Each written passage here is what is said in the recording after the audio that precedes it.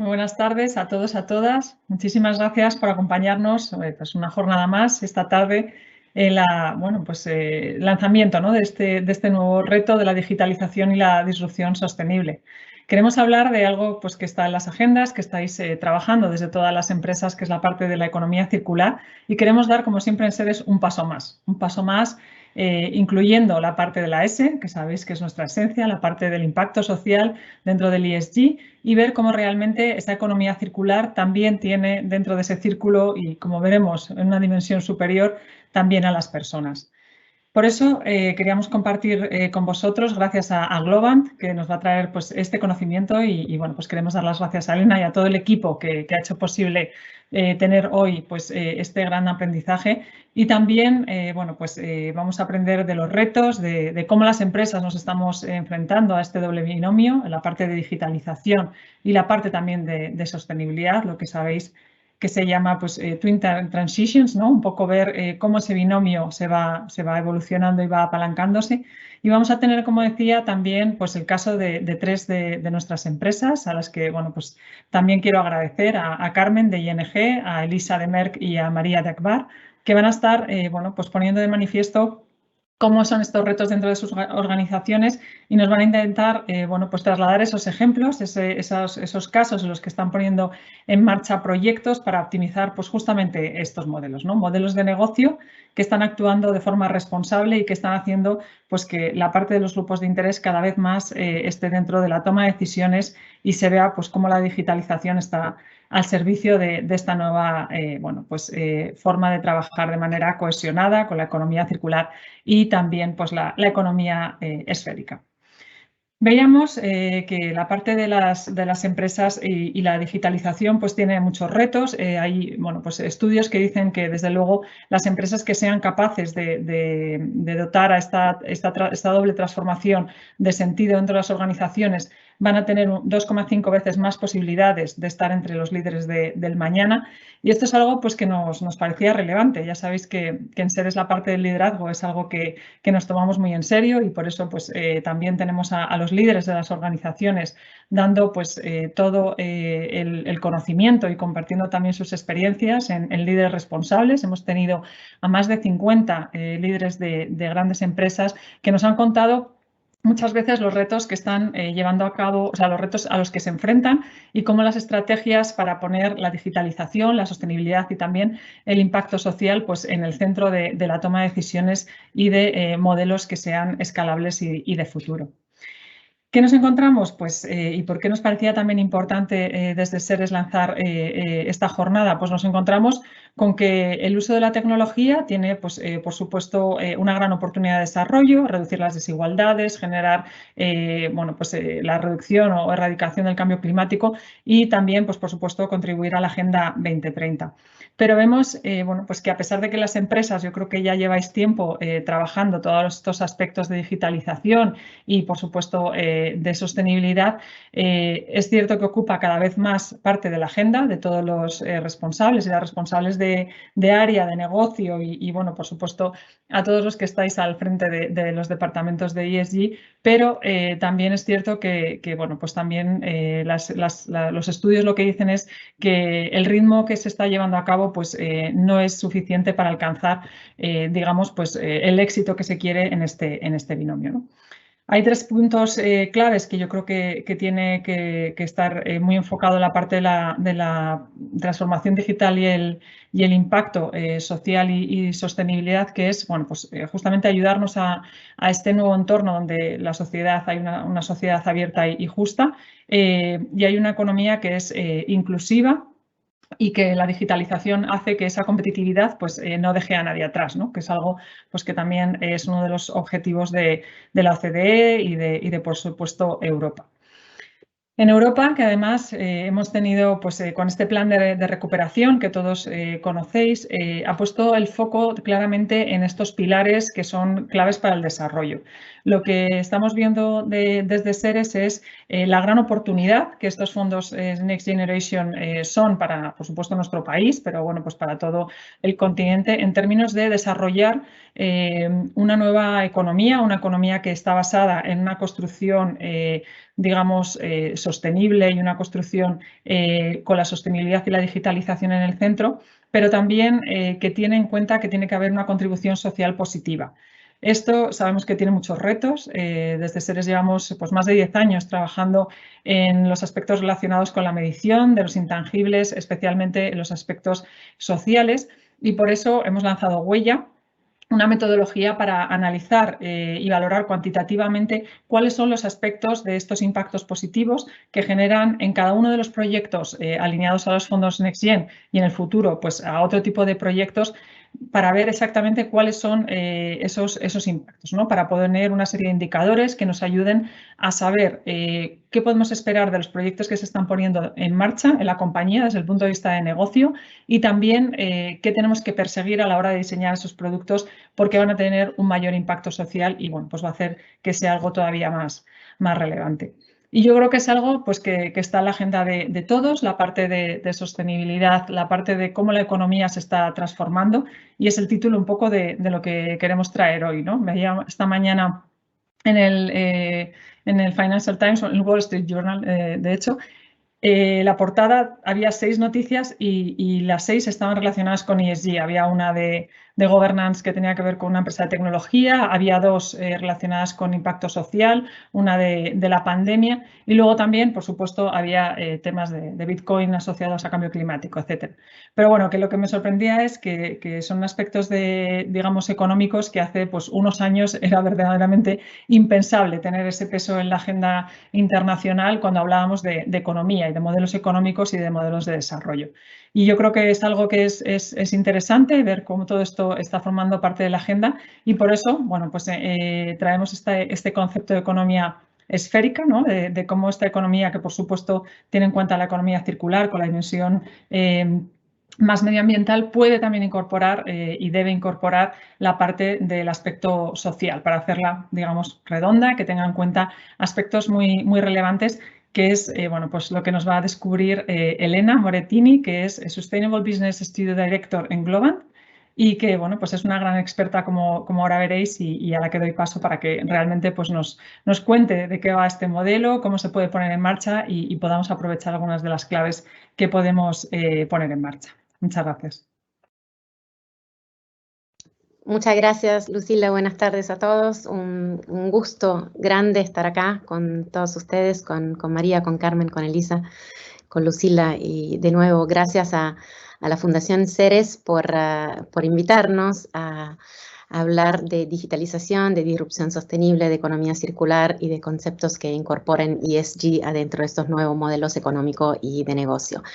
Quería agradecer de nuevo a la Fundación Ceres. Yo soy italiana, pero a pesar de eso es la primera vez que hablo en un ámbito europeo de fundaciones. Lo he hecho mucho en otras partes del mundo, sobre todo en Argentina y en Latam, al momento del G20 de Argentina, mucha interlocución con fundaciones que creo que sean una parte de organizaciones muy relevante, porque más allá de la parte social y de la parte de educación, que seguramente llevan adelante con mucha responsabilidad y con mucha relevancia, también creo que por no tener inmediatamente atado un tema de retorno económico, pueden permitirse ser vanguardistas en mucha de la materia que vamos viendo. Con lo cual creo que las fundaciones en eso tienen una gran libertad de poder proponer temáticas de vanguardia en ciencia, en tecnología, en el ámbito social y de educación, que las hace unas organizaciones muy relevantes en ese panorama de cooperación entre privado, entre industria privada, organismos públicos y obviamente ¿no? Fundaciones y academia. Así que una vez más, muchas gracias a Ceres por tenernos y espero que lo que vamos a ver sobre digitalización, disrupción sostenible, el twinning, como decía Lucila, le resulte interesante. Y de ahí empezar también a hablar de la que es esos conceptos un poco más amplios de ESG y de economía circular, no porque ESG y economía circular no lo sean, sino porque estamos viendo que bajo todo punto de vista lo que estamos haciendo es una integración y cada vez que hacemos una integración seguramente esos conceptos se amplían, ¿no? Porque se interconectan y se transforman en sistemas inevitablemente más complejos. De mi lado, entonces, con gusto estaré hablando de eso. Yo soy, como dijo Lucila, Elena Morettini, italiana. Tengo un background en ciencia y tecnología, soy geóloga inicialmente con un PhD en geoquímica. He pasado por la industria de energía sobre todo, trabajando mucho con la Unión Europea. Y ahí, Lucila, de nuevo, creo que la Unión está haciendo un gran esfuerzo para crear nuevos espacios de ciencia, tecnología, cooperación, reglas, para que justamente toda nuestra sustentabilidad hacia emisiones cero esté adentro de un marco reglamentado y muy completo. Así que sí, de mi lado he participado mucho como Vice Chair a toda la parte de Horizon 2020, de todos los programas científicos, de nuevo, de cooperación entre academia e industria. Creo mucho en que la fortaleza de avance sustentable y de progreso esté basada en una cooperación público-privado, academia, industria, de cualquier tipo esa sea, pero creo que no solamente nadie se salva solo, sino que nadie puede trabajar bien solo, con lo cual la cooperación es un eje muy importante y un pilar fundamental. En respecto a lo que veremos hoy más en detalle, creo que hay una agenda que va a ver un poco el contexto global de esa década de acción, que ya nos quedan solamente 8 años porque casi estamos en 2022, así como la definen las Naciones Unidas. Ver un poco qué atado hay entre tecnología, sustentabilidad, el rol del tiempo en todo esto, por qué hay un apuro y cómo puede ayudarnos la tecnología un poco a resolverlo. Y por fin ver esos sistemas que anunciaba Lucila, desde una economía circular que viene ya por su lado desde un avance respecto a la economía lineal, cuál es una tercera dimensión que estamos intentando darle en un concepto que es más teórico, ¿no? Pero puede posiblemente ayudarnos a pensar y a ser forward thinkers en lo que tenemos que proponer como próximos retos, como próximos desafíos y sobre todo como nuevos avances. Entonces, empezando por el contexto, pienso que es importante recordar siempre que obviamente el cambio climático es el reto, el desafío más importante al cual la humanidad se ha enfrentado y por ende necesita de toda nuestra creatividad, diversidad, tecnología, ingenio para poder ser resuelto. Sin embargo, lleva, más allá de ser justamente el desafío más importante, por ende, claramente con una dimensión de miedo o de grande preocupación, al mismo tiempo lleva una característica de bien común. O sea, es un problema común a todos porque todos respiramos bajo la misma atmósfera y por ende es un problema de greater common good, como lo definen algunos. Y en eso creo que el esfuerzo común, apostando a un proyecto común, es algo que supera todas las barreras y las diferencias y la competitividad, ¿no? Entonces, creo la otra cara de un problema tan grande es el aspecto positivo y de nuevo de progreso que nos puede llevar a intentar resolver este problema para todos. También creo que es muy importante darnos cuenta, y en eso, de nuevo, la Unión Europea ha hecho un esfuerzo muy grande, entender que hay una nueva economía que se va a beneficiar de ese reto y que va a crear nuevos puestos de trabajo, nuevas reglas, nuevas dimensiones adentro de las cuales nuestros negocios pueden crecer, posiblemente creciendo de manera más justa, ¿no? O sea, eso también es seguramente estar en un ámbito de un progreso humano esperando que el próximo paso sea más justo que el anterior. Entonces, en ese sentido, seguramente toda esa movida de economía verde, de nueva taxonomía, de Next Generation EU, apuesta a un modelo económico que sea más incluyente, más inclusivo y por ende más justo. En respecto a los aspectos constructivos que nos deja la pandemia, es que seguramente hay una urgencia hacia ese reto climático, urgencia que todos vivimos desde las esferas más altas de nuestras empresas a toda la empresa en general, ¿no? Entonces podemos hablar de board, podemos hablar de CEOs, podemos hablar de upper management, pero en general sabemos que hoy todo este ámbito de leadership está consciente que hay que tomar medidas claras para que podamos abatir emisiones. Hay que reforzar la resiliencia de nuestros negocios. Hay que seguir adelante con tecnología de innovación y disruptiva, pensando positivamente que algunas de las soluciones que necesitamos todavía no estén acá. Entonces el reto es grande, pero posiblemente también la esperanza de que una nueva tecnología pueda llegar a ayudarnos a resolver determinados problemas esté al alcance. Y obviamente que haya cambios internos en las empresas que puedan acomodar todo este nuevo desafío. Porque, como decíamos antes, estamos en la década de acción y ya estamos 2 años adentro. Esta década de acción nos lleva al 2030 como límite para poder resolver resolver mucho del abatimiento de las emisiones que crean esa crisis climática que estamos viviendo. Líderes, creo que todos sabemos que hay distintas empresas, hay distintas situaciones de madurez en respecto a ESG, en respecto a dónde estamos con sustentabilidad. Sin embargo, de nuevo, ¿no? Tiene que ser todo un mecanismo muy inclusivo, con lo cual no importa a dónde nos encontremos, lo importante es que estemos haciendo unos pasos más adelante en respecto a donde estábamos el año anterior. Entonces, la comparación es muy importante y a través de esa comparación y cooperación seguramente no podemos mirar alrededor y entender cómo cambiar nuestro upper management y nuestros CEOs, cómo obviamente poder fortalecer esos mensajes para que más y más sean colegas y decision makers convencidos de que la sustentabilidad es un área clave y core adentro de cada uno de nuestros negocios. Creo que más adelante podremos tener tiempo en la mesa redonda para hablar un poco más de esto, pero ahora es importante simplemente definir que obviamente hay roles distintos, pero que todos los líderes tienen que participar y prenderse a ese proyecto de manera muy concreta para poder dibujar estrategias y obviamente ADN de nueva compañía que puedan incorporar la sustentabilidad en su core business. Hay un budget financiero, cada vez que miramos un proyecto y decidimos de embarcarnos en un proyecto, hoy en día hay que pensar que paralelamente a ese budget financiero tiene que haber un budget de CO2. O sea, tenemos que empezar a decidir y hacer elecciones sobre proyectos, estrategias y procesos basándonos también en lo que es un budget de CO2. Esto es lo que yo suelo llamar un carbon thinking, o sea, tener ese discurso de carbono adentro de cualquiera de nuestra toma de decisión. Entonces, no mirar los proyectos solamente para su NPV actual basado casi siempre y sobre todo en parámetros financieros económicos, sino empezar a ver cuánto nos costaría el mismo proyecto si a partir de mañana tuviésemos un carbon tax o tuviésemos un precio obligatorio para la CO2. Con lo cual, el carbono en ese sentido tiene que estar en nuestro pensamiento al momento de entender la economía y el net present value de cualquier tipo de proceso y de proyecto. Eso es nuestro CTO, Diego Tártara, nuestro Chief Technology Officer, que apoya mucho, obviamente, con tecnología y con innovación, todo este proceso de llegar a una neutralidad del carbono. Pongo esta slide que viene de webinar anteriores, a donde por ahí el discurso está más enfocado solamente a la ciencia, porque creo en realidad que todos tenemos que tener presente, como todos somos seguramente redes sociales, en Twitter, etcétera, que existe una medición constante del porcentaje de CO2, de la concentración de CO2 en la atmósfera, que se llama Killing Curve. La curva de Killing es una curva que si nosotros entramos en Twitter bajo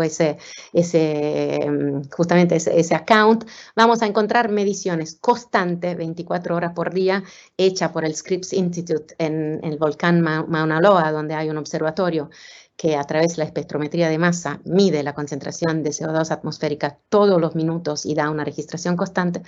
Es muy importante que nos demos cuenta cómo esa concentración sigue aumentando y ha aumentado exponencialmente en los últimos 50 años y ahí vamos a ver todos los días bajo qué tipo de atmósfera estamos respirando. Creo que es un tema de concientización muy importante, de nuevo, que puede llevar a una familiarización con todo lo que es el tema de pricing y taxation sobre la CO2, pero al mismo tiempo que nos da una idea de que ese sistema así se va a hacer, ya lo es, pero aumenta simplemente su invivibilidad respecto a los parámetros químico-físicos de la atmósfera bajo la cual estamos respirando. Así que la Killing Curve los invito como persona de ciencia a mirarla y a tenerla en cuenta porque verdaderamente es un dato inconfutable de lo que está pasando, más allá de que en algunos momentos se ralentice el aumento de CO2 respecto a otros momentos que hemos vivido en nuestra historia, como fue el año pasado en marzo, pero que en general ese número sigue solamente aumentando. Entonces vamos a tener que encontrar varios mecanismos para que ese número baje de alguna forma de manera consistente antes del 2030. Un poco cómo construimos nuestras transiciones, Twin Transition, así como decía Lucila, que es los gemelos entre sustentabilidad y tecnología, o sustentabilidad y digitalización. Nuestros pilares siempre serán la gestión del carbono y la tecnología, el crecimiento humano inclusivo adentro de las empresas, todos los temas de finanza climática, de ESG y de transparencia, para que estos tres pilares den al negocio su legitimación. Hoy no existe un negocio que si no pasa por estos 3 pilares se pueda considerar legítimo. Entonces, las empresas tienen que acompañar de un punto de vista de la gobernanza para que estas 3 temáticas estén reflejadas en la estructura interna de las compañías.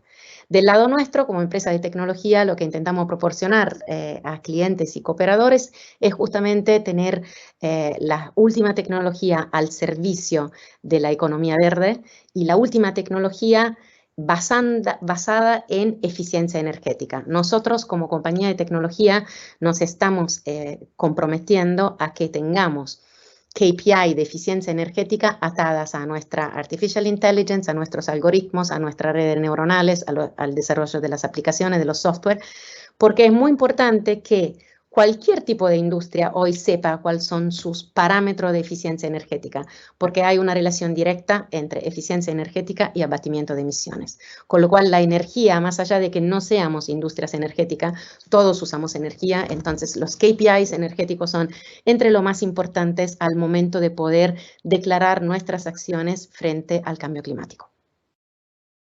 Creo que voy a tener que acelerar un poco. De nuevo, tecnología al servicio de la economía verde, al servicio del negocio verde. Entonces, cualquier tipo de plataforma que nos ayude a visualizar en un banco, así como en una empresa que se ocupa de gestión de recurso hídrico, así como en cualquier tipo de empresa tecnológica o de ciencia, life science, así como se ocupa Elisa, podemos trazar nuestro proceso. Al trazar nuestro proceso, lo que podemos crear con plataformas que hacen eso es justamente crear un budget de carbono asociado a esos procesos. Y eso es un Digital Carbon Twin. Un Digital Carbon Twin nos ayuda a ver nuestro proceso reflejado como en una plataforma que nos explica paso por paso qué cosas hacemos en cada una de nuestras industrias y asociar a ese paso un budget de CO2. Entonces, tener visualizado al final del día con una estimación relativamente rápida qué tipo justamente de budget de CO2 tiene cada uno de nuestros procesos.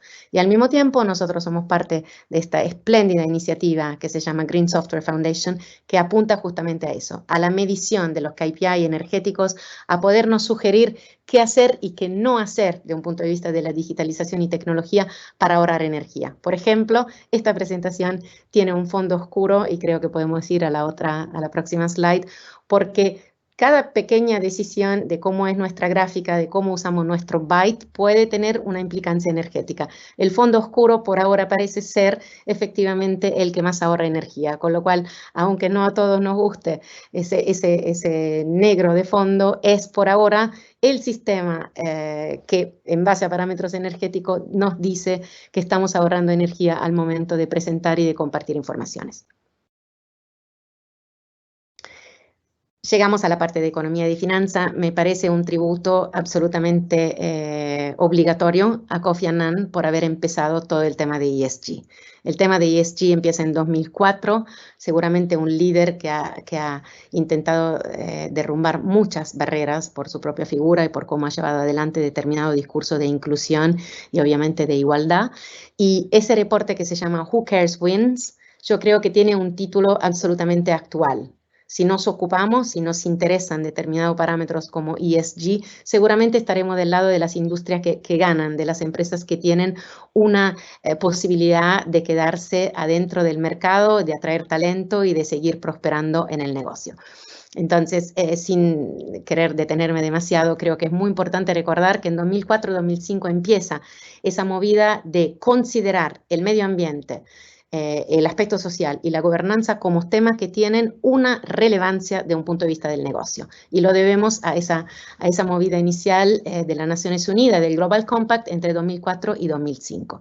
De ahí surge, podemos ir a la próxima slide, todo un nuevo desarrollo obviamente, de principios, de bolsas, de iniciativas que hoy nos hacen ver, ¿no?, como el principio de inversión responsable sean para nosotros bastante obvio, como haya un índice de una bolsa en la cual queremos participar y obviamente tener buenos estándares que nos califica en función de nuestra acción respecto justamente a todo el mundo de la economía y de la finanza sostenible. Economía circular, creo que todos sabemos la definición, es básicamente una economía regenerativa, que es un paso más adelante en respecto a lo que era una economía lineal. Creo también que todos sabemos cómo nace esa forma de ver una economía como una transformación constante desde un producto o desde un proceso al otro, dejando cuantos menos posibles desechos en ese camino y intentando hacer un upskill, un reskill, un recycling de todo lo que son los productos a lo largo del camino. Nace, y podemos ir a la próxima, gracias a una mujer que no sé bien cómo se dice en castellano, pero que se lanzó en un asolo de sailing en el mundo, en un barco, en un barquito pequeño, dando la vuelta del mundo navegando.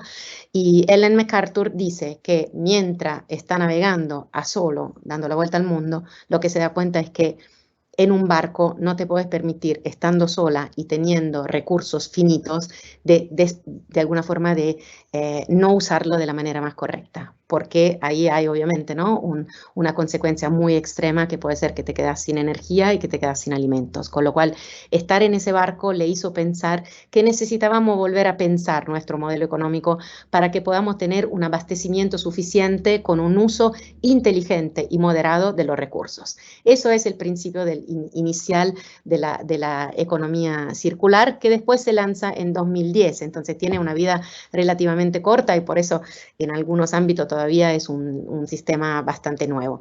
Creo que el B20 y el G20 han tenido un gran mérito. El B20 de Alemania en 2017 menciona por la primera vez adentro de la parte de eficiencia de recursos la economía circular, y nosotros en el 2018 en Argentina lo tomamos como uno de los capítulos de acciones importantes a sugerir a todos los ministros de Economía y de Energía. Lo de considerar la economía circular como el nuevo pilar de una economía inclusiva, una economía obviamente basada en la regeneración y que pueda tener todos incluidos sin dejar en el camino de evolución nadie afuera.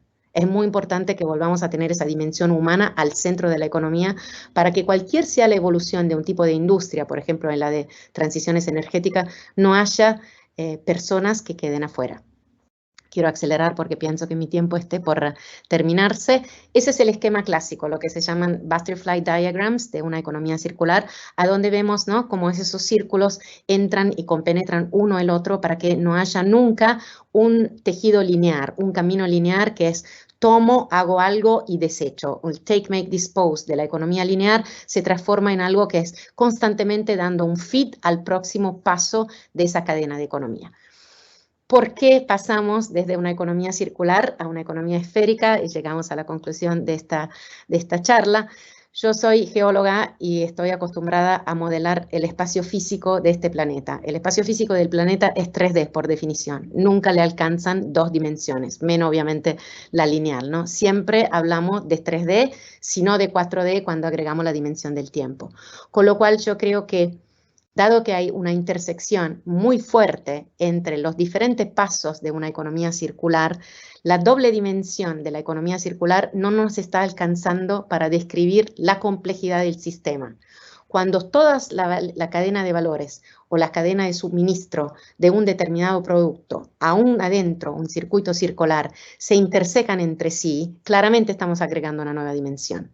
Entonces es muy importante, y paso a la siguiente slide, que a través de lo que es el Full Life Cycle Assessment de un producto, nos demos cuenta que en realidad la interacción entre los diferentes pasos de una economía circular es mucho menos lineal de lo que pensamos. Es mucho más integrada, mucho más compleja, por ende necesita de una visualización en 3D con esa figura geométrica que es la esfera, que por ahí tiene una perfección intrínseca en su misma geometría, que es la de incorporar todas las variables de ese sistema, sin dejar afuera obviamente el tema que decíamos antes de una economía centrada en las personas y adentro de ese centro entre las personas, que eso sea lo más incluyente posible, con toda la diversidad posible y dando a cada uno su rol en este nuevo sistema económico que seguramente tiene que ser un poco más justo del anterior. Muchas gracias. No sé, Lucila, si me pasé un poco de tiempo, perdón por eso. Sí, estupenda, mil gracias, Elena, me encanta escucharte. Me acordaba ahora cuando has puesto eso de los sonidos del silencio de la magnífica estatua, ¿no?, que ha inaugurado Plensa hace 2 días, yo creo, en Nueva York, que está presidiendo el Hudson, y que estaba invitándonos a reflexionar y a ese silencio que, bueno, pues yo creo que es bueno que tengamos que desde el día a día para ver realmente los cambios que se necesitan y ponernos en marcha para que esta disrupción realmente, pues justamente llegue y cree un nuevo modelo con un mercado que llegue a todo el mundo y sin dejar a nadie atrás, que al final pues es un poco el objetivo que tenemos con esta innovación y con este modelo esférico. Y ahora mismo, pues nada, ya lo interesante también es conocer pues casos prácticos, casos de empresas que estáis pues llevando a cabo esta transformación, que sois grandes líderes de digitalización por distintos motivos o de tecnología, ¿no? Porque, bueno, pues tenemos a Carmen Ferrero, que es responsable de sostenibilidad en ING, Elisa Díaz, que es Public Affairs líder en Merck, y también María Monzó, que es directora del área de clientes en Akbar, que van a estar, bueno, pues espero que brillantemente moderadas por Elena Morettini, que seguro que sí, y que, pues nada, estamos deseando escucharos para que nos contéis justamente eso, cuáles son los retos que estáis viviendo y algunos casos de éxito o, bueno, de algunos aprendizajes que hayáis tenido en este camino de este binomio tan interesante. Gracias de nuevo, Lucila. Entonces yo ahora me siento simplemente de agradecer a todas las colegas con las cuales estamos en esta mesa redonda y con mucha curiosidad de escuchar sus retos, sus experiencias y obviamente sus enseñanzas respecto a esta materia. Con lo cual estaremos haciendo unas preguntas y igualmente creo que es muy importante que cada uno se sienta libre de intervenir en caso de que quiera retomar puntos que nos hayan gustado, que nos hayan despertado una curiosidad respecto a quién está hablando. Sin embargo, empezaría por Carmen para preguntarte la tu visión de la evolución de la sostenibilidad respecto de tecnología, talento, diversidad e impacto en las personas. Así que, Carmen, muy bienvenida. Un gusto darte la palabra. Muchas gracias, Elena, y a la Fundación Seres por habernos invitado a ING y a mí a esta mesa redonda a compartir nuestra experiencia. Bueno, yo estoy muy de acuerdo en todo lo que habéis hablado en el análisis, Lucila y Elena. O sea, realmente para gente como nosotros que llevamos muchos años trabajando en el ámbito de la sostenibilidad a mí me hace muy feliz cuando vemos todas estas noticias o cómo la opinión pública, las autoridades políticas, la agenda mediática se centra hoy en día no tanto en estos temas. Llevábamos años luchando para que así fuera, ¿no?, y estuviera en el centro de esa conversación pública, pero yo creo que eso no está exento de ciertos riesgos también que vemos, ¿no? O sea, creo que es el momento para las organizaciones realmente de ser y de hacer más que de parecer, ¿no? Porque parece que por una parte estamos todos en una competición de contar lo sostenibles que somos, que lo llevamos todos en el ADN y que somos buenísimos. Bueno, sí, pero esto hay que demostrarlo con datos y con hechos, ¿no? Os voy a contar el caso de ING, ¿vale? Que es de donde yo vengo. Cuando nos invitasteis a hablar en la mesa, nos hablabais de cómo la tecnología o cómo la digitalización puede ayudar a las empresas a que seamos más sostenibles, ¿no? Pues en el caso nuestro ha sido muy claro desde los inicios del banco.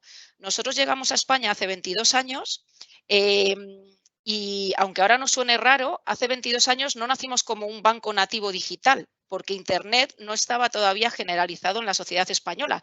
Nosotros empezamos a operar en España con un único canal de atención, que era el telefónico, ¿no? Muy rápidamente sí que construimos nuestra plataforma digital y nos pusimos en marcha. ¿Se escucha un poco entrecortado, Carmen?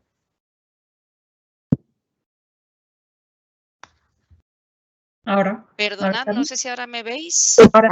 Vale, perdonad que se ha quedado ahí colgado. Bueno, entonces, como os decía, no fuimos nativos digitales, enseguida la digitalización fue la base de nuestro modelo de negocio, ¿no? ¿Y qué nos ha hecho que el canal principal nuestro sea el online y ese sea el formato de comunicación con los clientes? Pues en un análisis a posteriori lo que nos damos cuenta es que eso también nos ha guiado al tipo de comunicación de productos y servicios que tenemos, ¿no? O sea, nosotros tenemos un modelo en que la comunicación tiene que ser muy clara y muy sencilla. ¿Por qué? Porque cuando tú vendes online no puedes contar muchas cosas, tienes un tiempo muy limitado y la gente tiene que enterarse muy bien a la primera de lo que está comprando, ¿no? Entonces, esa comunicación más responsable viene desde el inicio, ¿no? Igual nos pasa con la oferta de productos y servicios. O sea, no tenemos muchísimos productos y servicios. Lo que hemos hecho es un ejercicio previo de tener una oferta simple pero completa para que el cliente elija entre la preselección buena que nosotros hacemos, ¿no? Y luego hay otro punto muy importante para mí y es el de las condiciones de esos productos y servicios. Sabéis que en el mundo bancario pues muchas veces hay mucha letra pequeña, ¿no? En nuestro caso lo que hemos intentado es ser muy transparentes y que no exista la letra pequeña, ¿no? Tener productos que sean abiertos a todos, desde €1, sin condiciones, para que la gente contratando e informándose por esos canales digitales, pueda ser muy consciente desde el primer momento de lo que está comprando. Perfecto, me parece que el tema de la transparencia es fundamental, sobre todo en este ámbito, ¿no? Así de online y obviamente de poder fijarse solo de qué cosa estamos eligiendo. Muchas gracias, Carmen. Elisa, un poco la misma pregunta. Tu visión de la evolución de la sustentabilidad respecto a tecnología, talento, diversidad o lo que es justamente la experiencia tuya en Merck que nos pueda contar. Muchísimas gracias, Elena. Muchísimas gracias, Lucila, Fundación Seres. Es para mí un placer estar aquí hoy. Muchísimas gracias por vuestra invitación a Merck y a mí para que, bueno, tengamos y aportemos voz a este debate. Bueno, pues la respuesta a esta pregunta, la respuesta rápida, la respuesta en una palabra es que está siendo una evolución muy positiva. Creo que la sostenibilidad ya ocupaba uno de los primeros puestos en cuanto a las variables que son importantes para las compañías a la hora de definir recursos, actividad y estrategia. Y además creo que lo que ha pasado en los últimos ya año y medio con la pandemia es que esta urgencia de situar la sostenibilidad en el centro de nuestras acciones, pues realmente se ha convertido ya en una realidad, ¿no? Y esto es gracias también al gran apoyo público que se está viendo en la agenda pública. Y esto yo creo que se ve muy claramente en aquellos aspectos de la sostenibilidad que están más relacionados con la transición verde. Ya has hablado tú mucho de esto antes, Elena. Y bueno, pues es que realmente esta transición es fundamental para lograr ese cambio de modelo económico, ir más hacia la ciencia y la innovación. Y está clarísimo que en el futuro los resultados económicos y de sostenibilidad de las empresas van a ir de la mano. Entonces, respecto a la evolución de la sostenibilidad y esas variables a las que mencionabas, bueno, yo creo que para mí es muy interesante empezar con una reflexión de qué entendemos por sostenibilidad y así intentar ver cuál ha sido esa evolución de esas variables. Yo creo que si por sostenibilidad tenemos en mente esa idea de, bueno, pues que no podemos poner en riesgo a las generaciones futuras con nuestro desarrollo presente, pues la tecnología, el talento, la diversidad son realmente palancas esenciales, ¿no? Para conseguirlo. Y por eso creo que es muy importante que desde las empresas nos estemos continuamente en esta reflexión haciendo preguntas, pues por ejemplo, cómo son las condiciones laborales, las oportunidades de nuestra propia empresa, pero no nos quedemos ahí, ¿no? Pensemos también en toda la cadena de valor. Preguntas como cómo podemos estar continuamente creando tecnologías que estén fomentando la sostenibilidad entre los clientes. Y también creo que a la hora has hablado de talento, de atraer y retener el mejor talento. Creo que las empresas deben seguir, bueno, pues trabajando muchísimo en su propósito y que este tiene que conectar cada vez más y de una manera más clara y más nítida con los valores de sostenibilidad de las generaciones futuras. En este sentido, bueno, daros dos datos muy interesantes del sector biotecnológico en el que tengo la suerte de desempeñarme profesionalmente. Contaros que tenemos un talento que es brillante y que además es diverso. Muchísimas de nuestras programas de biotecnología tienen de las notas de corte más altas que se ven en el país. Y luego, bueno, daros el dato de que el 60% de estas personas son mujeres, ¿no? Muy por encima de la presencia que vemos en ingenierías o en otras carreras STEM. Muy bueno, gracias Elisa, me parece muy importante eso, aparte que ¿no? Hoy tenemos la suerte de ser varias mujeres representando esos ámbitos que anteriormente seguramente tenían números diferentes, así que me parece que el dato de biotecnología es muy interesante, es muy importante para tener en cuenta porque da una esperanza de que algunas materias evidentemente tecnológicas estén muy sobre la mesa para todos sin ningún tipo de diferencia, como tendría que ser por el talento. Así que María, paso a vos, María de Akbar. La pregunta es la misma respecto a la evolución de la sostenibilidad y cuáles son los aspectos de eventualmente de tecnología, talento o lo que vos quisieras destacar respecto a lo que viste adentro de tu compañía o de tu experiencia. Muchas gracias, Elena. Gracias, también agradecimientos a la Fundación Seres, a Lucila, a Paula por la invitación a participar, a Akbar y a mi persona, ¿no? en este webinar fantástico, ¿no?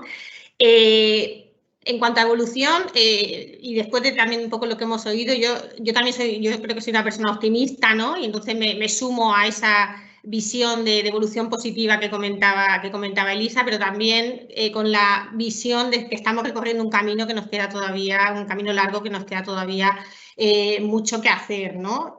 Si miramos hacia atrás y hacemos una retrospección, yo creo que es cuando mejor nos damos cuenta de cuál es esa evolución, ¿no? Y porque a veces nos da la sensación de que vamos muy lento, de que esto va muy despacio, ¿no?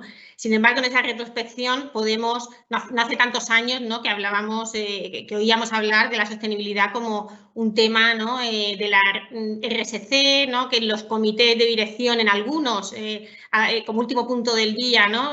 O de la agenda, ¿no? Se trataba. Y sin embargo, pues hoy en día, ¿no? Es un tema, ¿no? Que cada vez está más integrado, ¿no? en el core de las distintas actividades, de los distintos negocios de las diferentes empresas, y es un tema, ¿no? que forma parte ya de la agenda de los órganos de dirección de las diferentes empresas. Yo creo que es una buena noticia, nos queda todavía mucho que recorrer, pero vamos avanzando, ¿no? Probablemente si hace unos poquitos años, ¿no? Hubiésemos preguntado por el propósito, ¿no? A muchos líderes de las empresas, pues nos hubiesen dicho, pues el propósito de mi empresa es maximizar la rentabilidad económica de la misma, ¿no? Y sin embargo, ¿no? Pues hoy en día, ¿no? Pues tú lo comentabas hace un momento, esa economía esférica, economía de impacto que llamamos, ¿no? Hace que los propósitos de las empresas se vayan redefiniendo, ¿no? Y hoy en día, pues oímos hablar de rentabilidad financiera, pero oímos hablar de sumada a maximizar el impacto social y el impacto medioambiental de cualquiera de las diferentes actividades, ¿no? En cuanto a la relación entre sostenibilidad y tecnología, yo diría que son dos caras de una misma moneda, ¿no? Lo podemos ver así, ¿no? Porque de alguna forma la tecnología tiene que estar al servicio de las personas y al servicio de ese bien común que tú comentabas antes, ¿no? Si pensamos en cualquier ejemplo, ¿no? de sostenibilidad más medioambiental, ¿no? Por ejemplo, ¿no? en el ámbito del agua, pues tenemos el ejemplo claro de cómo hemos transformado las depuradoras, ¿no? En biofactorías, ¿no? Que claro. Estoy segura que habéis oído hablar de ese concepto, ¿no? En un tema tan importante, ¿no? Si pensamos en el cambio climático como es el agua, ¿no? Es decir, antes teníamos, ¿no? Unas instalaciones industriales, ¿no? que limpiaban el agua residual, y hoy en día tenemos unas fábricas, ¿no? En las que hay una serie de inputs, ¿no? Y que tienen como salida pues un agua regenerada, un agua a la que se le da una segunda oportunidad, una segunda vida, ¿no? Esa economía circular en todo su esplendor, pero además tenemos como salidas en esas biofactorías pues de energía, de subproductos que a su vez se pueden utilizar en la industria farmacéutica, en la agricultura, etcétera, etcétera. Por lo tanto, yo creo que son numerosos ejemplos los que nos hacen ver cómo el impacto de la tecnología es muy positivo y tenemos que aprovecharlo para mejorar tanto la sostenibilidad ambiental como la social, ¿no? Absolutamente, absolutamente. Y eso de aprovechar, me gustó mucho lo que dijiste, María, el último punto de la agenda, de cuando uno llega cansado al listado de temas del board y el último es siempre este que se considera más liviano. Y hoy posiblemente vuelve con fuerza por ser la lente o la lupa a través de la cual en realidad tenemos que ver todas las otras decisiones y todos los otros aspectos. Así que muchas gracias por ese aporte del último del listado que se toma como hoy un rescate, ¿no? Y y en ese rescate, Carmen, ¿cuál es la visión de la compañía a nivel proyectos? Si querés contarnos algunos ejemplos o si tenés, si tenés algunas ideas del avance en ese ámbito que te parece más relevante para que todo nuestro público y nosotros podamos escuchar. Muy bien, Elena. Pues sí, estoy de acuerdo con vosotras. Yo creo que el reto que nos queda es integrar realmente la sostenibilidad en los negocios, ¿no? O sea, las tenemos ya dentro de las organizaciones, están adquiriendo el peso que era necesario, pero ahora es cómo realmente hacemos que los negocios en los que cada uno desarrollamos nuestra actividad cumplen con esos criterios medioambientales y sociales, ¿no? Y damos respuesta a esas necesidades que existen hoy en día, ¿no? Nosotros como propósito en ING tenemos el de ayudar a las personas a poder progresar en su vida y en sus negocios, y tenemos dos áreas, una más de banca de particulares y otra de banca de grandes empresas, banca corporativa, ¿no?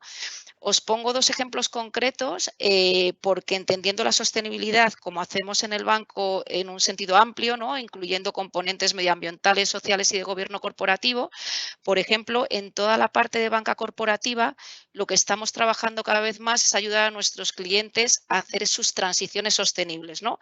Hoy en día, como tú comentabas antes, Elena, hay todo un campo de financiación sostenible súper amplio, con un montón de productos que todos los bancos tenemos a disposición de los clientes, en donde premiamos a aquellas empresas que tienen activos sostenibles.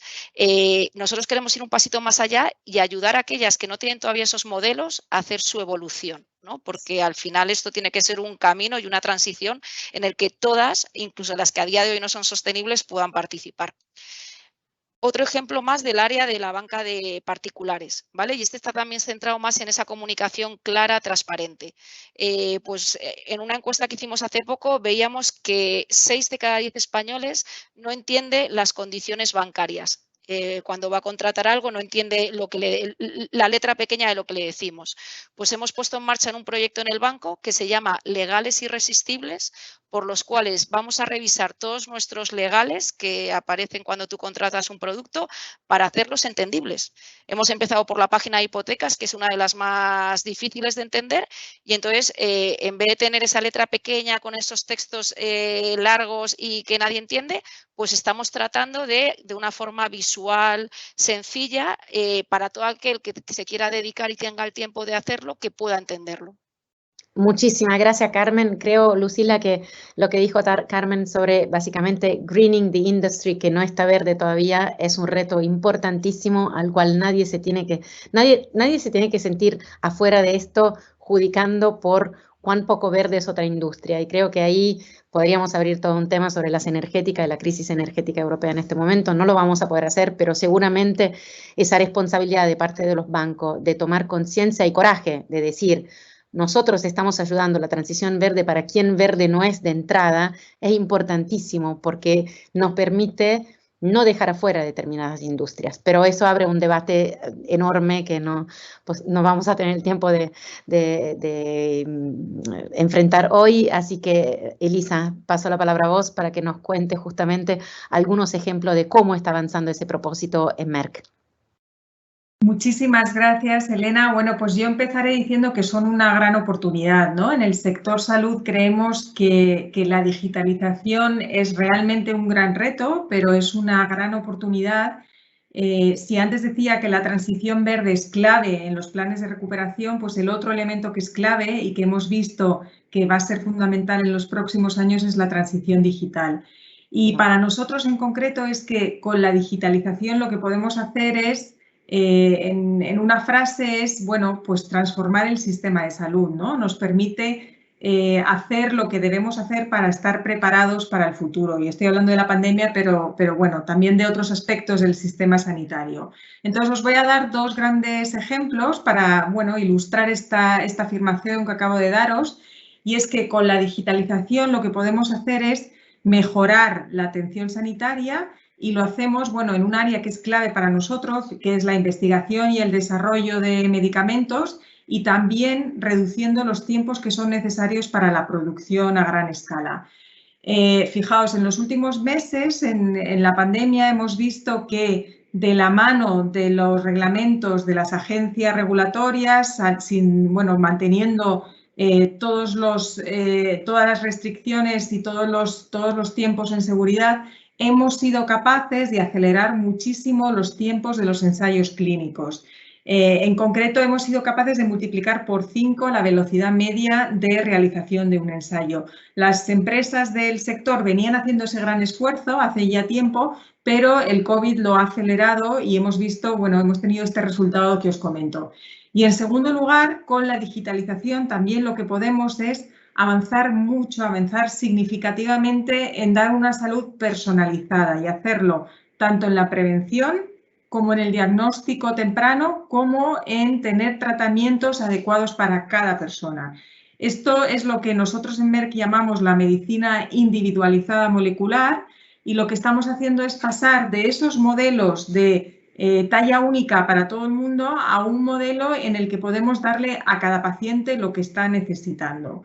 Por lo tanto, yo diría que la digitalización y los avances científicos de la medicina y de la biología molecular lo que nos están permitiendo es dar una mayor respuesta a los pacientes, y estamos hablando de agilidad en todos los procesos necesarios para llevar esa innovación hasta el paciente. Estamos hablando también, como os decía, de dejar ese modelo de talla única para dar esos pasos de gigante que son muy necesarios para poder conseguir ese modelo de atención muy, muy individualizada. Muchas gracias, Elisa. Muchas gracias. Me gusta mucho esta definición de los pasos de gigante.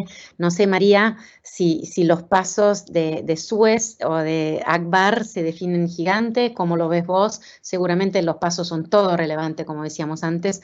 Así que te dejo la palabra para que nos cuente efectivamente cuál son en la visión de Akbar esas grandes evoluciones de toda la parte hídrica, digamos, o de los recursos tan importantes que vos estás tratando. Bien, gracias, Elena. Como el concepto de tecnología es tan amplio, ¿no? Me centraría más en la parte de la transformación digital, ¿no?, que estamos desarrollando en los últimos años, ¿no? Yo diría que fruto también un poco de todo lo que hemos vivido en la pandemia del coronavirus, esta transformación digital indudablemente se ha acelerado, pero es algo que sí que veníamos ya desarrollando con anterioridad al COVID, ¿no? Y de alguna forma, cuando hablamos de transformación digital, tenemos que hablar de tecnología y de personas, ¿no? Porque en cualquier transformación es un tándem indisociable en el que tenemos que poner los ojos, ¿no? La transformación digital que hemos desarrollado de cara en Akbar, de cara a la gestión, a la experiencia de nuestros clientes, ha estado obviamente muy focalizada, ¿no?, en esa digitalización, ¿no?, en ese poder poner a disposición de nuestros clientes pues aquellos nuevos canales que permiten pues mayor agilidad, mayor comodidad, mayor inmediatez, transparencia, etcétera, ¿no?, como pueden ser pues el chatbot en las webs o como puede ser el WhatsApp, ¿no?, de forma que sobre todo aquellos trámites más sencillos, como puede ser el solicitar un duplicado de una factura o el cambiar cualquier dato en el contrato o en la cuenta bancaria, cualquier cosita sencilla, ¿no?, pues se puedan hacer de forma muy ágil, muy rápida y de forma inmediata, ¿no?, pues a través de esos canales más digitales, ¿no?, dejando los canales presenciales, ¿no?, para aquello que necesita una mayor personalización, ¿no?, que pueden ser pues una contratación, una alta compleja, ¿no?, un compromiso de pago en una situación de vulnerabilidad, etcétera, etcétera, ¿no? Por tanto, yo creo que esa transformación, ¿no?, viene segmentada, ¿no?, por la tipología de trámites, ¿no?, tratando de encontrar el mejor canal para cada situación, ¿no? Pero, como os decía, ¿no?, esto es un tándem indisociable, se trata de tecnología, pero se trata de personas, y en esa transformación hemos ido también desarrollando, ¿no?, más allá del vector digitalización, desarrollando a su vez el vector social, ¿no?, tratando de asegurar que identificábamos bien todas aquellas situaciones de vulnerabilidad que podían tener nuestros clientes. Y aquí no hablamos solo de vulnerabilidad económica, sino que hablamos de otro tipo de brechas, como puede ser precisamente la brecha digital o como puede ser la brecha cognitiva de comprensión o la brecha de accesibilidad. De forma que en aquellas soluciones que estamos desarrollando en esa transformación digital, aseguremos que no dejamos a nadie atrás, ¿no? El concepto de no dejar a nadie atrás es un concepto que hemos acuñado, ¿no? Desde hace ya, yo diría que muchos años, ¿no? En el grupo Akbar, ¿no? Pero si tú le preguntas a cualquier persona del grupo Akbar, ¿no? Te dirá, sí, esto de sin dejar a nadie atrás es que no le cortamos el agua a nadie que no la puede pagar, ¿no? Porque eso es algo que nos lleva acompañando durante muchos años, ¿no? Sin embargo, yo diría que en los últimos años esta mirada, ¿no? Esta mirada social, ¿no? En la transformación nos ha ampliado el concepto de sin dejar a nadie atrás, de forma que aseguremos que cualquiera de las otras brechas que hemos comentado, la digital, es decir, oye, personas mayores que no entienden los canales digitales o que no tienen acceso, personas que no tienen acceso a Internet, o algunos de los más de 6 millones de inmigrantes que tenemos en España, algunos no pueden no entender bien el castellano o la lengua vehicular, etcétera, y por lo tanto tenemos que asegurar, ¿no? que en esa transformación pues, la mirada es amplia, ¿no? La mirada social es amplia y acompañamos, ¿no? A todas estas personas en situación de vulnerabilidad. Por eso la transformación, como os decía, pues tiene esas dos, ¿no? Esas dos caras también de esta moneda. Muy bien, muy interesante eso de cerrar la brecha bajo todo punto de vista. Lucila, si me permitís, yo hago una última pregunta y pido a Carmen, a Elisa y a María de contestarla por ahí en un minuto, muy rápidamente. Si quieren también con algunas palabras clave que puedan quedar grabadas en nuestro pensamiento para despertar nuevo tipo de forward thinking respecto a lo que están haciendo ustedes. El reto más regional, el reto en España respecto a la sustentabilidad en sus empresas, cada una si posible en un minuto, así que después dejamos, Lucila, tomar las conclusiones de este debate. Así que Carmen, te dejo tu minuto para ver un poco la situación regional de retos. Pues yo os diría que uno de los retos que estamos intentando abordar es el cómo pone a las personas en el centro de todo este impulso de la sostenibilidad. Y ahí hablamos de dos stakeholders principalmente, nuestros empleados, que nos están demostrando día a día que quieren participar y que quieren impulsar desde sus diferentes posiciones, equipos, áreas, estos temas. Y segundo, nuestros clientes. Y ahí el reto es entender qué papel tenemos que jugar para ayudarles a hacer el cambio que quieren conseguir. Y solo apuntar que creo que todo lo que tiene que ver con economía del comportamiento, con entender bien por qué la gente toma las decisiones, en qué momento hay que darle la información correcta, es clave y es algo que estamos estudiando en el banco. Qué buena ciencia esa de la economía de comportamiento. Elisa, gracias Carmen. Muchas gracias, Elena. Pues yo diría que el reto nuestro es seguir abriendo brecha y seguir viendo cómo esas nuevas tecnologías digitales y la biotecnología pueden, esa confluencia que hay entre los dos polos, porque bueno, estamos hablando de un concepto que es la revolución bio, ¿no? Un concepto muy interesante de la Comisión Europea, de numerosas publicaciones científicas, y tenemos que ser capaces de enfrentarnos a ello, porque bueno, en realidad lo que podemos es nada más y nada menos que dar solución, se dice, hasta el 45% de esa carga mundial que hay en morbilidad, ¿no? Entonces tenemos que ser capaces de seguir trayendo innovación y de hacerlo en esa confluencia entre nuevas tecnologías y biotecnología, para al final dar solución presente y futura a lo que todos necesitamos, porque todos al final vamos a acabar siendo pacientes. Claramente, claramente. Gracias, Elisa, muy claro. María. Bien, como me pedís con concisión, ¿no? Yo diría que aquí el reto es que la tecnología con impacto sea cada vez más un valor incorporado en la empresa, ¿no? Yo creo que cada vez más, ¿no? Y nuestro es un grupo, quizá por el tema que nos ocupa, ¿no? El agua, pues es un grupo donde la tecnología es desde luego crucial, ¿no? Y cada vez más, antes de implantar cualquier tecnología, la pregunta es, pero esta tecnología, ¿cómo va a mejorar la vida de las personas o cuál va a ser el impacto de esta tecnología en el entorno en el que se va a aplicar, ¿no? Por tanto, yo diría que ese es el reto fundamental, que cualquier tecnología que vayamos a implantar hayamos hecho ese análisis que tú decías antes, ¿no? Tengamos esos dos, el presupuesto financiero y el presupuesto de sostenibilidad, ¿no? encima de la mesa, y lo podríamos aplicar a cualquiera de las facetas de la sostenibilidad social o la sostenibilidad ambiental, ¿no? Y me quedaría con un último también reto, que es el de la colaboración, ¿no? Habéis nombrado hace un momento los stakeholders, los grupos de relación. Yo creo que ese nuevo modelo de empresa que buscamos todos, queremos que sea un modelo de empresa rico, y solo en el diálogo con los diferentes grupos de relaciones donde vamos a encontrar esa riqueza, y ahí, desde luego, clave la participación público-privada. Muchísimas gracias. Creo que respetamos los tiempos casi justos. Lucila, te paso la palabra para que pueda cerrar ese lindísimo encuentro, y muchas gracias a todas.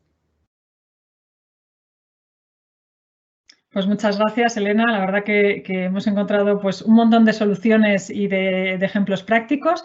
Nada, me quedo con lo que nos ha contado Elena, de ese paso de esa economía circular a un modelo más completo, un modelo que se asegura con indicadores y con un trabajo igual de minucioso que en la sostenibilidad, que en la parte medioambiental y el governance, de que la sociedad también está en el centro. Y pues con estos 3 ejemplos tenemos 3 grandes, digamos, industrias que están posicionándose para ser grandes generadores de oportunidades para ese futuro que queremos construir. Yo creo que, Carmen nos ha contado toda la parte del sistema financiero, que, creo que tiene la responsabilidad y la oportunidad también de contribuir a esa economía real y de mover, como nos contaba, esta agenda de conseguir que los clientes realmente puedan mejorar su vida y, sobre todo, pues tomar mejores decisiones y poder llegar a esos modelos que quieren trabajar. La parte de tecnología y biomedicina, que yo creo que, como decía, también nos contaba Elisa, es donde vamos a ver estos grandes avances. El 45%, ¿no?, nos decía de estos, las muertes las podemos atajar o podemos hacer que desaparezcan desde el punto de vista de la tecnología y ese complemento, ¿no?, entre los dos aspectos. Y tenemos grandes retos y creo que esto es donde vamos a ver realmente más diferencia en los próximos años. Y, por supuesto, pues también nos contaba, ¿no?, María, todo el esfuerzo que están haciendo en ACBAR para concretar, y sobre todo algo que tiene mucha relevancia, que es cómo asegurarnos y cómo hacer que los consumidores realmente están dentro de la toma de decisiones. Tenemos el Real Decreto que salió el año pasado de consumidor vulnerable, y yo creo que son pistas de cómo todas las empresas podemos tener a nuestros clientes, al resto de los agentes, dentro del diseño de los productos y servicios, para asegurarnos de que realmente estamos cumpliendo las expectativas y además yendo un paso hacia adelante. Hemos contribuido desde Seres a la agenda que, como sabéis, este año, seguramente en diciembre, tendremos a la taxonomía social. Estábamos trabajando en ese grupo de expertos de la ESE, en la parte de la Task Force, y una de las cosas que resaltábamos, y cuando hemos dado nuestra propuesta, ¿no?, desde el punto de vista de las empresas, es justamente la parte de la oportunidad, la parte de cómo se puede contribuir desde grandes industrias como las 3 que hemos tenido a que haya un futuro distinto, a que este futuro sea con un crecimiento sostenible, y, sobre todo, la importancia que hemos visto de la ESE, cómo realmente le podemos dar el peso que se merece y que sea parte de toda nuestra estrategia. Sin más, porque ya estamos fuera de tiempo, quería agradecer a Globant de nuevo, a Elena y también a Beatriz, a todo el equipo que ha hecho posible esta jornada. También me permitís que dé las gracias al equipo de Seres, a Paula de la Cal especialmente, que ha trabajado para que hoy estuviéramos todos aquí, y agradeceros a todos, a todas, que nos hayáis acompañado, y encantados de estar pronto con vosotros de nuevo, y nada, que muchísimas gracias. Muchas gracias a Seres y a todos.